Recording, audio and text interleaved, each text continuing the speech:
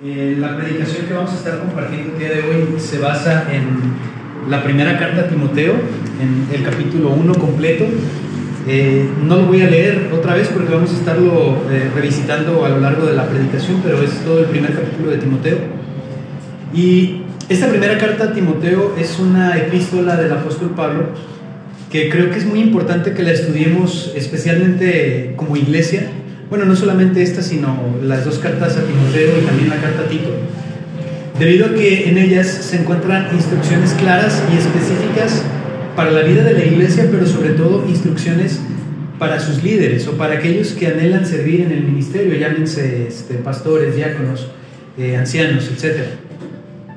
Y algo que me gusta mucho de las cartas a Timoteo es la forma en la que ellas están escritas, porque la forma en la que Pablo le escribe a Timoteo se caracteriza porque Pablo considera a Timoteo un hijo, un verdadero hijo en la fe, como dice los primeros versículos de este primer capítulo. Y cuando uno lee estas cartas, uno alcanza a percibir la confianza, ¿no? como la ternura, como el cariño con el que Pablo se dirige hacia Timoteo, y la preocupación que Pablo tiene por Timoteo como la preocupación que un padre tiene hacia su hijo. Y eso a mí se me hace bien interesante porque en las cartas de Pablo, pues sí vemos a un Pablo amoroso, a un Pablo preocupado, pero también lo vemos siendo severo, ¿no? siendo tajante. Es diferente cuando Pablo le escribe a una región o a ciertas iglesias porque lo hace escribiéndole a un grupo, pero cuando Pablo le escribe a Timoteo, le habla con un toque un poquito más personal. Y se me hace interesante porque Pablo, que se considera a sí mismo el doulos, ¿no? El esclavo de Cristo, como él se autodenominaba, aquel hombre duro que incluso se nos dice en la escritura que reprendió a Pedro, ¿no? Imagínense reprender a alguien como Pedro. Un hombre duro, ¿no? Un hombre tajante. Vemos que también tiene un lado amable, ¿sí? Vemos que también tiene un lado personal. Y creo que esto es un ejemplo para nosotros y especialmente para los líderes, de que debemos ser tajantes, que debemos ser severos con el pecado, especialmente el que ocurre dentro de la iglesia o el que ocurre en el contexto de la iglesia, pero que también tenemos que aprender a ser tiernos, a ser comprensivos, a ser amables, a ser empáticos con aquellos que de buen corazón, con aquellos que sinceramente buscan obedecer a Dios. Ahora, hermanos, en esta porción que hemos leído del primer capítulo de 1 Timoteo, encontramos lo que me parece que son dos mandamientos y un ejemplo que Pablo le da a Timoteo y que bien nosotros también podemos aprovechar como iglesia. Estos mandamientos y este ejemplo deben ser seguidos y deben ser obedecidos por cada uno de los creyentes, pero deben ser obedecidos especialmente por los líderes de la iglesia.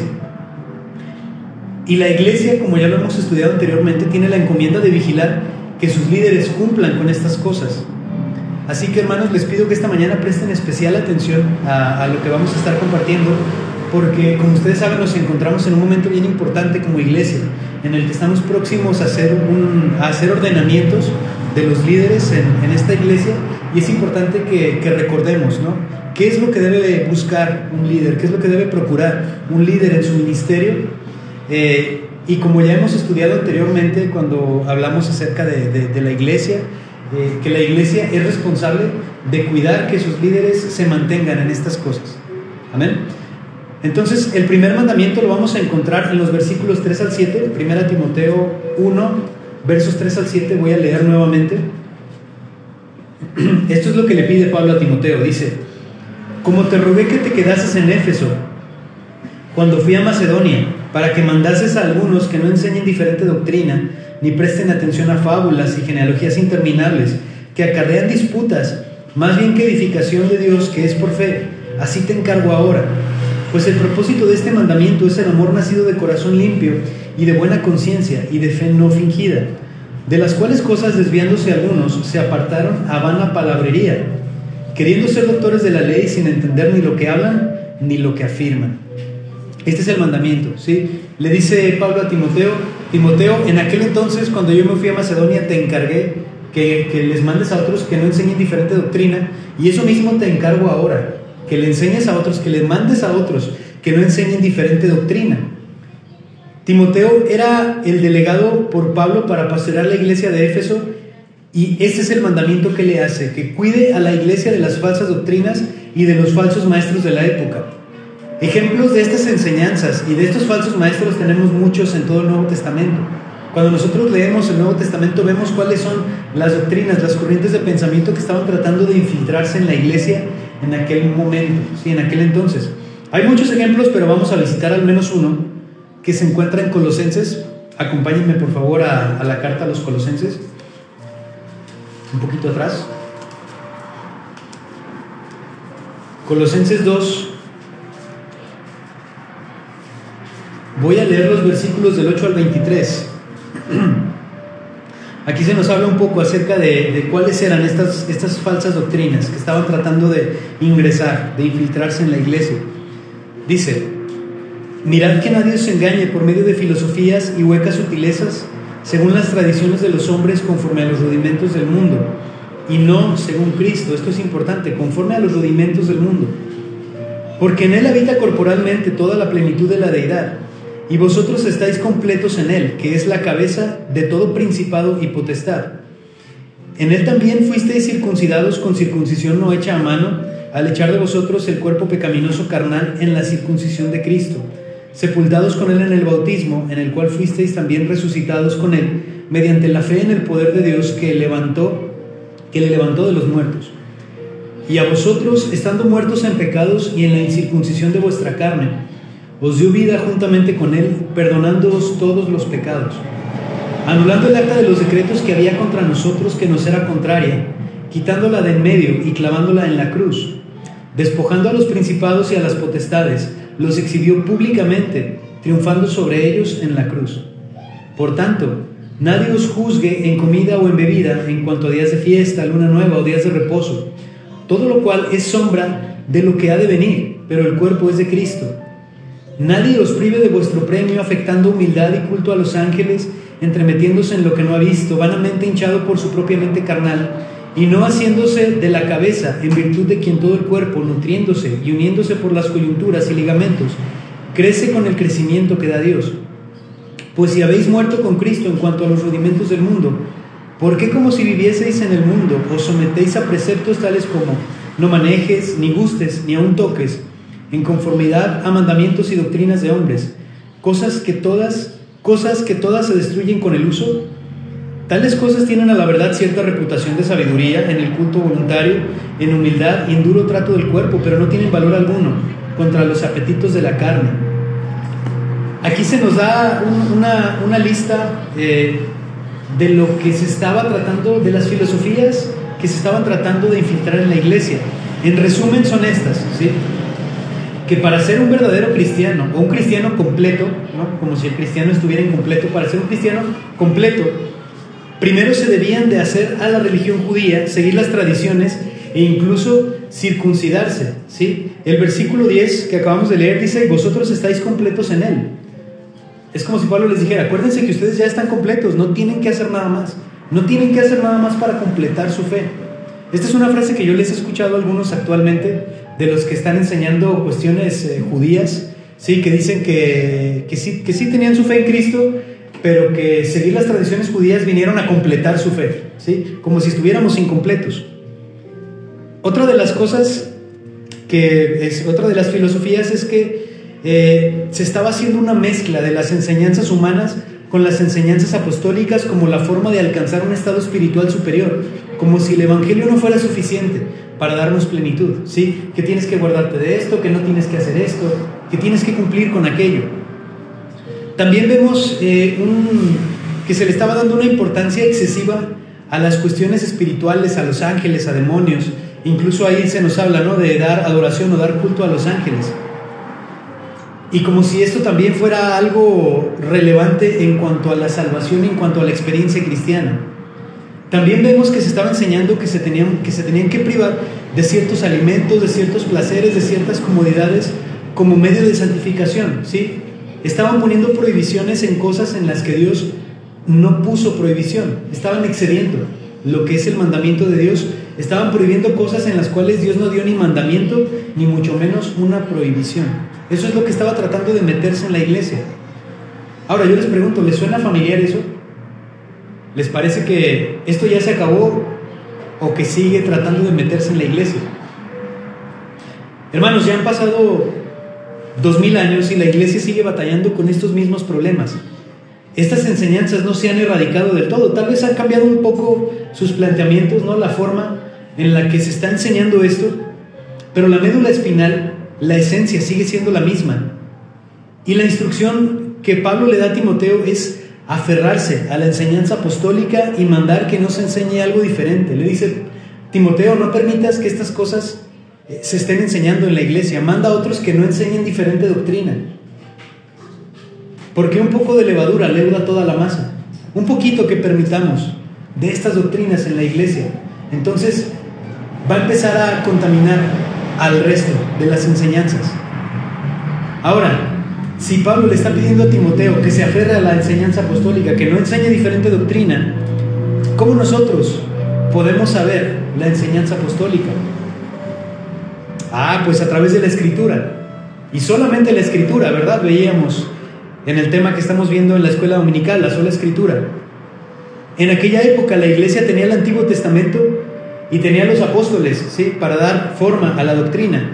Pero ahora nosotros tenemos el canon bíblico. Nosotros tenemos la Biblia, nosotros tenemos las Sagradas Escrituras, las cuales, como afirmó Lutero, son la única regla de fe y práctica para la iglesia. La única regla de fe y práctica para la iglesia. La doctrina de la sola Escritura fue uno de los principales estandartes de la Reforma Protestante, de la cual provienen las iglesias cristianas evangélicas contemporáneas que se distinguen del catolicismo romano. Pero el día de hoy, hermanos, me parece que algunos han olvidado lo que es la sola Escritura. Algunos incluso están afirmando que la Biblia no solamente es falible, sino que la Biblia puede o podría contener palabra de Dios, poniendo en duda su autoridad, su inspiración y su integridad. El día de hoy, para muchos, el cristianismo es la Biblia o algunas partes de la Biblia más lo que diga el líder, más lo que diga el que está al frente. Los líderes de la iglesia pueden darle la interpretación y la aplicación equivocada a la Biblia, sacarla totalmente de contexto, y los congregantes van a obedecer, van a seguirlo casi ciegamente. Para algunos la Biblia sí les muestra el camino de la salvación, ¿no? Las doctrinas básicas, las doctrinas más esenciales, pero para sus prácticas se olvidan por completo de ella y se basan por completo en sus emociones y en ideas que no tienen origen en la Biblia, sino que tienen origen humano, que lo dijo otra persona. En otras palabras, se guían por filosofías y huecas sutilezas. Como lo dijo Pablo, ve que el problema sigue siendo el mismo. Hoy, gracias a los medios de difusión y a las redes sociales, podemos enterarnos de lo que se hace en otras iglesias, en iglesias que se hacen llamar cristianas, que navegan con la bandera del cristianismo, y vemos que sus prácticas nada tienen que ver con lo que está escrito. Vemos lo que hacen porque los graban en video, y el mundo, los de afuera, se mofan de ellos por sus prácticas que tienen. Y vemos que esas prácticas nada tienen que ver con lo que está escrito. Y resulta que cuando algunos verdaderos cristianos que están en estas iglesias quieren volver a la Escritura, hacen esfuerzo por volver a la Escritura, ¿sabe qué pasa? Los tachan de religiosos y los tachan de legalistas. Dicen: en esta iglesia no somos religiosos, vete con tu religión a otro lado. Hermanos, si estudiar la Escritura, querer interpretarla y aplicarla correctamente es ser religioso, entonces yo prefiero que me llamen religioso. Si obedecer los mandamientos de Dios no es legalismo para ellos, entonces prefiero que me llamen legalista. Yo prefiero estas cosas, pero buscar sinceramente, interpretar la Biblia correctamente, hacerla verdaderamente mi regla de fe y práctica, y obedecer los mandamientos de Dios, aunque me estén tachando de legalista y de religioso. Por cierto, ser religioso y ser legalista no es eso. Ser legalista no es obedecer a Dios, eso es ser obediente. Ser legalista más bien es poner mandamientos en donde Dios no ha dado mandamiento, como ya lo vimos, poner prohibiciones en donde Dios no ha prohibido nada. Y el mandato que Pablo hace a Timoteo es precisamente ordenar a otros que no enseñen estas doctrinas diferentes. Pero el propósito no es que Timoteo se enfrasque en debates, en discusiones discusiones, ¿no? en discusiones académicas con ellos, en debates interminables para ver quién tiene la razón. Esto es precisamente lo que los falsos maestros buscan. Si se fijan, ahí dice que se desviaron tras vana palabrería, porque saben que en la vana palabrería es donde es más sencillo implantar sutilmente las ideas en la mente de los demás, mediante el discurso y la manipulación. No nos están mandando a que nos enfrasquemos en discusiones con ellos, en discusiones interminables. El propósito de guardar la sana doctrina no es eso. ¿Cuál es el propósito de guardar la sana doctrina? Versículo 5, 1 Timoteo 1:5. Pues el propósito de este mandamiento es el amor nacido de corazón limpio y de buena conciencia y de fe no fingida. Hermanos, si cuidamos la doctrina, entonces hay armonía entre nosotros. Hace unos meses platiqué con uno de los diáconos de una iglesia de aquí de la ciudad, y él me comentó que en su iglesia, para poder admitir a alguien como miembro, primero le hacen llevar el estudio de la confesión de fe, porque de esa manera, me dijo, tenemos unidad en lo doctrinal, y donde hay unidad en lo doctrinal no hay división. Podemos tener diferentes ideas, a lo mejor en algunas cuestiones prácticas menores, diminutas, ¿sí? Pero si tenemos unidad en lo doctrinal, entonces no hay división. Todos estamos de acuerdo en lo más importante, en lo más elemental. Ven, hermanos, cómo cuidar a la iglesia de las falsas doctrinas. No solo es cuidarla del engaño, sino también es cuidarla de la división. El propósito de este mandamiento, dice Pablo, es el amor nacido de corazón limpio y de buena conciencia y de fe no fingida. No es el discurso, no es la discusión, no es el debate, sino es el amor nacido de corazón limpio. Por eso es tan importante, hermanos, que los líderes de la iglesia no permitan que se enseñe algo en la iglesia que no proviene de las Escrituras, pero no solamente de los líderes, ya lo hemos visto antes, también de la iglesia. La iglesia tiene que estar constantemente analizando lo que sus líderes están enseñando. Ese es el primer mandamiento. Lo segundo que el Señor nos muestra en esta porción de las Escrituras es un ejemplo, y para eso me gustaría que leyéramos a partir del versículo 8 hasta el 11. Dice: pero sabemos que la ley es buena si uno la usa legítimamente. Recordemos que estos falsos maestros estaban queriendo enseñar la ley como una práctica para el cristianismo.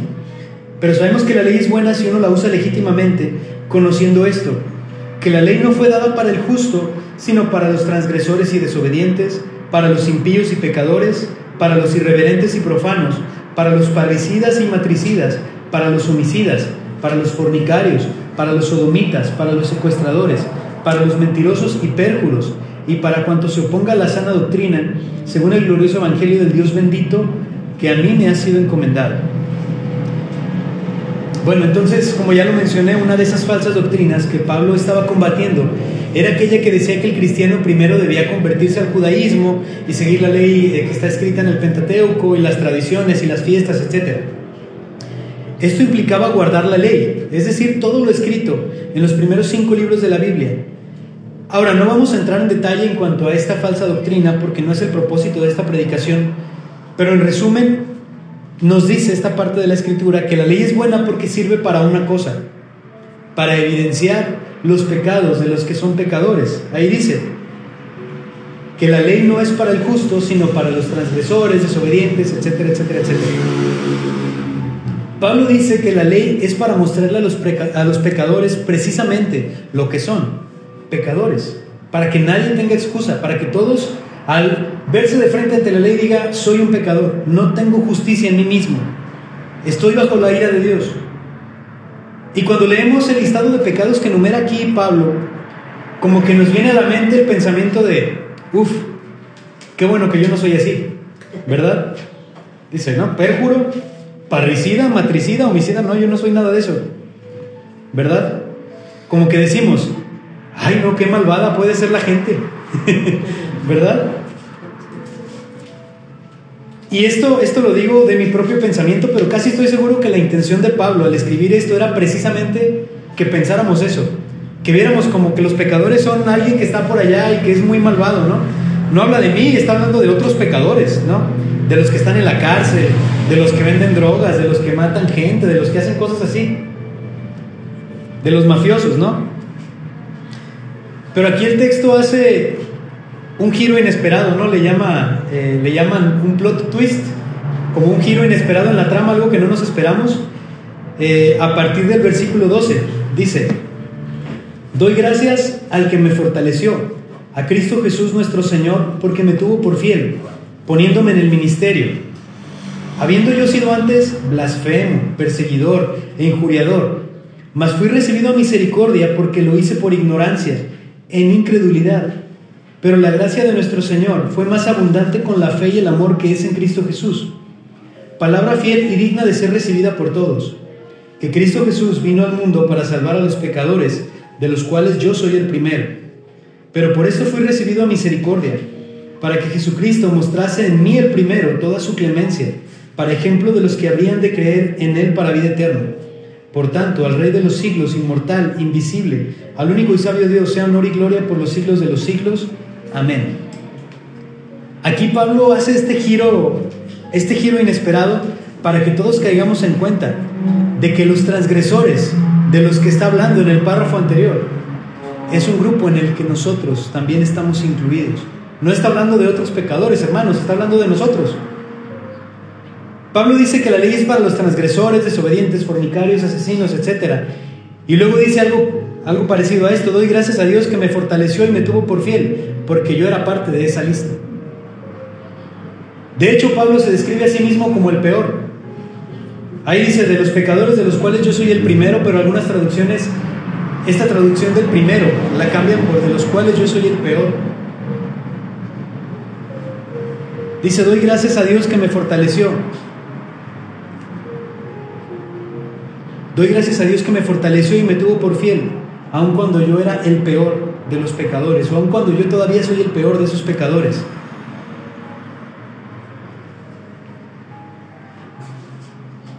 Y entonces me parece, hermanos, que de esta manera el texto tiene un mejor sentido, porque cuando entendemos que Pablo está viéndose a sí mismo como un pecador más, como alguien que es parte de ese listado, alguien que es parte de esos pecadores, dice: palabra fiel y digna de ser recibida por todos, que Cristo vino al mundo para salvar a los pecadores, de los cuales yo soy el peor. Hermanos, si Pablo, siendo el apóstol enviado a los gentiles, cuya vida y cuyas cartas aún el día de hoy nos bendicen y nos edifican y nos dan ejemplo de cómo debe ser la vida cristiana, se consideró a sí mismo el peor de los pecadores, ¿qué hay de nosotros? ¿En dónde nos deja a nosotros? Aún nos vamos a aferrar a nuestra propia idea de justicia. Aún vamos a seguir pensando que cuando la Biblia describe a los pecadores está hablando de otras personas. No, está hablando de mí. Está hablando de mí. Así que el ejemplo que Pablo le está dando a Timoteo con su propia vida es que debe mantenerse ante todo humilde. ¿Sabe por qué?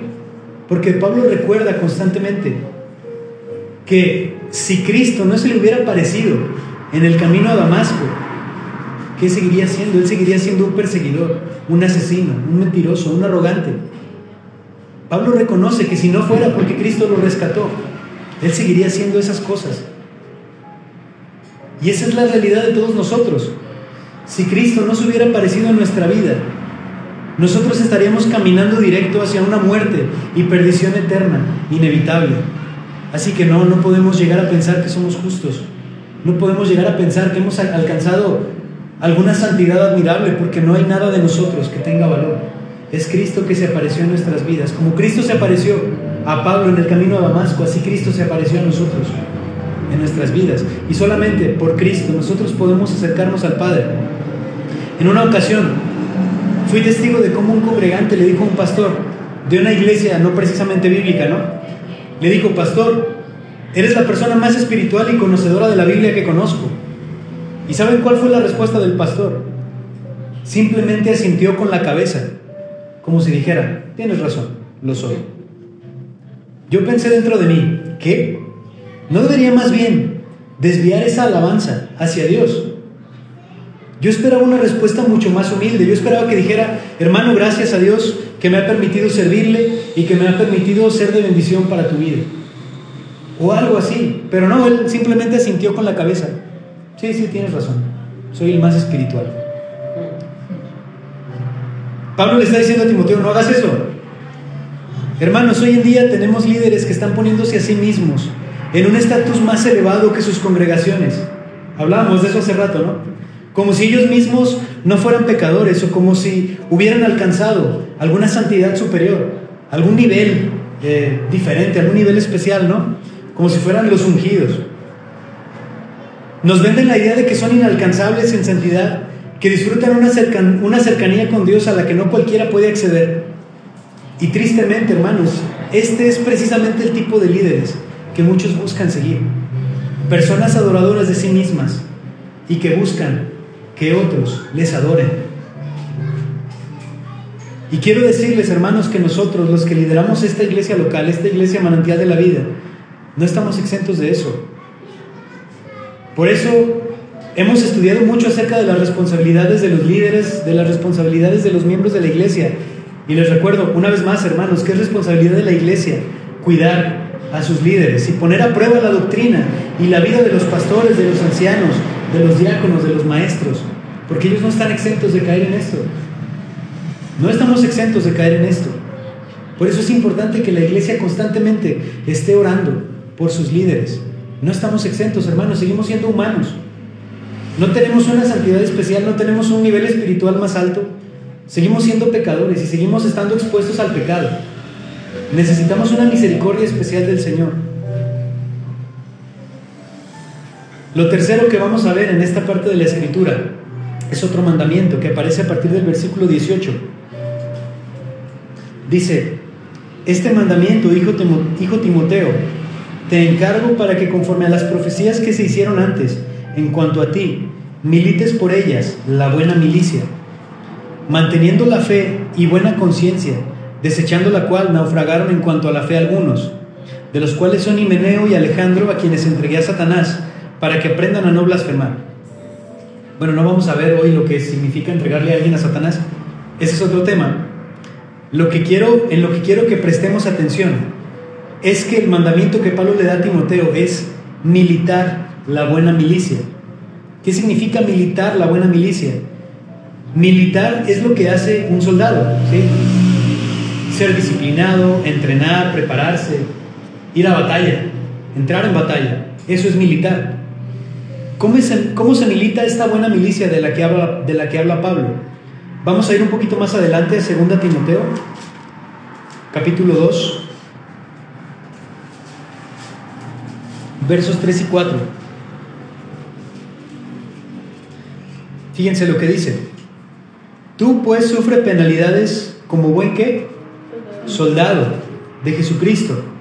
Ninguno que milita se enreda en los negocios de la vida a fin de agradar a aquel que lo tomó por soldado.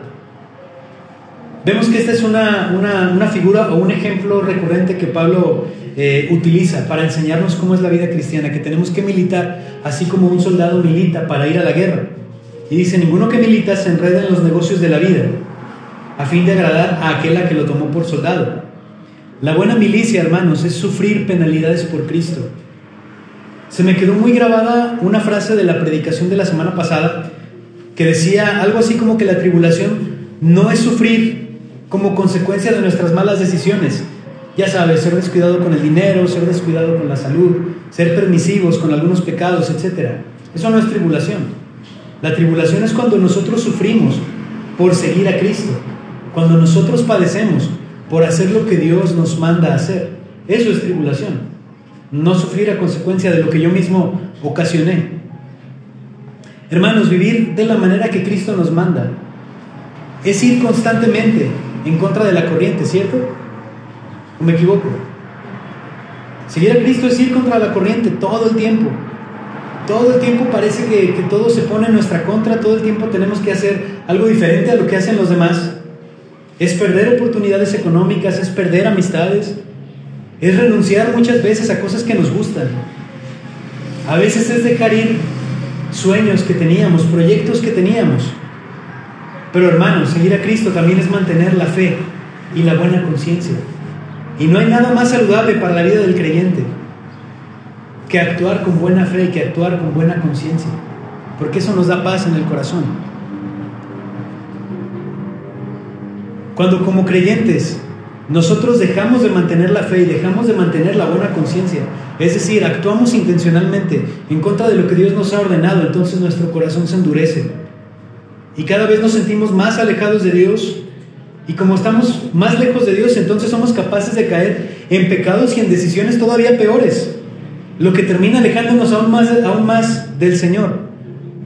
Y así sigue ese círculo vicioso en el que cada vez nos alejamos más y cada vez somos capaces de caer en cosas peores, lo que nos lleva a alejarnos todavía más y a caer en cosas peores, hasta que llegue el día en que nos preguntamos: ¿de verdad seré salvo?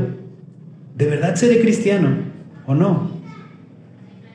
Nos sentimos como David, que ya ha perdido el gozo de la salvación. Nos sentimos vacíos y nos sentimos solos en la vida, porque lo que da alegría, lo que da felicidad a la vida del creyente son estas dos cosas: mantener la fe y la buena conciencia, hacer lo que el Señor nos manda. Pero cuando no hacemos lo que el Señor nos manda, entonces nuestra vida va perdiendo luz, nuestra vida va perdiendo alegría, ya no tenemos esa chispa que teníamos cuando creímos en Cristo por primera vez. Así que el mandamiento que Pablo le da a Timoteo es vivir haciendo lo que es recto delante de Dios, aunque esto nos traiga sufrimientos y sacrificios, pero sabiendo que la verdadera felicidad y la buena vida es tener una conciencia tranquila y estar en paz con Dios. Eso es la buena milicia. Milita la buena milicia, padece como buen soldado de Jesucristo. Y eso es lo que también se nos manda a nosotros, que vivamos la buena vida. ¿Cuál es la buena vida? No es tener muchas cosas, no es tener el mejor puesto en el trabajo, ¿sí? No es tener un estatus económico, no es tener influencia, no es ser influencer, ¿no? No es tener muchos seguidores en redes sociales. Vivir la buena vida es mantener la fe y la buena conciencia delante de Dios, hacer lo que Dios nos está mandando que hagamos, no desobedecer al Señor. Milita la buena milicia. Así que, hermanos, hemos visto estos dos mandamientos y este ejemplo que Pablo le da a Timoteo y que se aplican a la vida de todo creyente, pero de manera especial debe ser aplicada por los líderes de la iglesia. La iglesia debe vigilar que sus líderes, llámense pastores, maestros, ancianos o diáconos, procuren estas tres cosas: guardar la sana doctrina, mantener la humildad y militar la buena milicia. Por eso les pido, hermanos, una vez más, tanto a nosotros como congregación como a los que posteriormente nos van a escuchar a través del internet, que oren por sus líderes. Oren por ellos para que Dios les dé fortaleza para poder cumplir con estos requisitos, para que Dios tenga misericordia de ellos. Acérquense a ellos, muéstreles su interés, muéstreles su respaldo, hágales saber que están orando por ellos, fortalézcanlos.